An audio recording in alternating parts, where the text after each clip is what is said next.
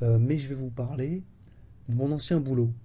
Alors vous allez me dire quel est le rapport entre mon ancien boulot, l'Aïd, le sacrifice. Avant, je travaillais chez Siemens. Siemens. Monsieur Aznaoui, vous travaillez chez Siemens. Et donc chez Siemens, qu'est-ce que je faisais? Je faisais la programmation. Je programmais des machines, je programmais des robots, je programmais des ordinateurs. Quand je rentre dans une usine et que je vois des machines en mouvement, etc., sûrement c'est du ABB, du KUKA ou du Siemens, et je sais qu'il y a un programmeur qui a programmé ces machines. Tout ordinateur, toute machine informatique a comme langage de base une succession de 0 et de 1, 0, 1, 0, 1. C'est ce qu'on appelle le langage binaire.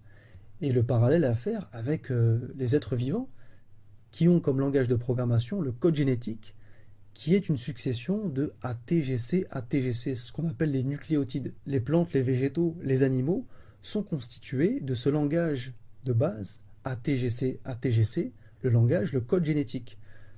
Et quand je rentre dans une ferme ou dans un zoo, le parallèle est frappant. Et je me pose la question, qui a programmé ces bêtes, ces animaux?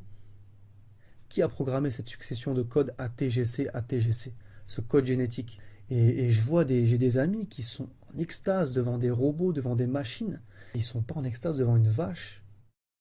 La trompe d'un éléphant, c'est plus compliqué à faire qu'un robot 9 axes. Le langage 0101 binaire, il a été développé par George Boole. On appelle ça le langage booléen. Il y a un langage de programmation, le langage C, il a été développé par Dennis Ritchie et Ken Thompson. Et Dennis Ritchie, ça n'a rien à voir avec Lionel Richie. Le langage C++, avec lequel j'ai travaillé aussi, a été développé par un Danois qui s'appelle Bjarne Stroustrup. C'est un nom, on ne peut pas l'inventer, quoi.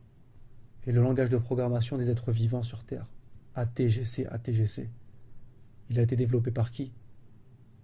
Je pose la question.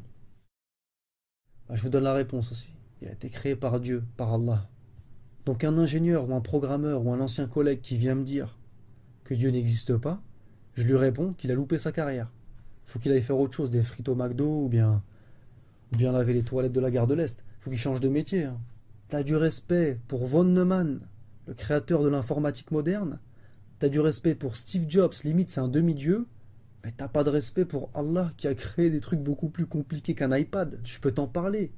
Dans toute chose, tu peux trouver Dieu. Moi, j'ai trouvé Dieu dans les lignes de code que j'ai tapées chez Siemens. Développer des programmes en 68HC11 en assembleur. Voilà. Il y en a qui trouvent Dieu dans l'art, dans la littérature, dans la poésie, dans la botanique, dans la géologie. Moi, j'ai trouvé Dieu dans l'informatique. وكأين من آية في السماوات والأرض يمرون عليها وهم عنها معرضون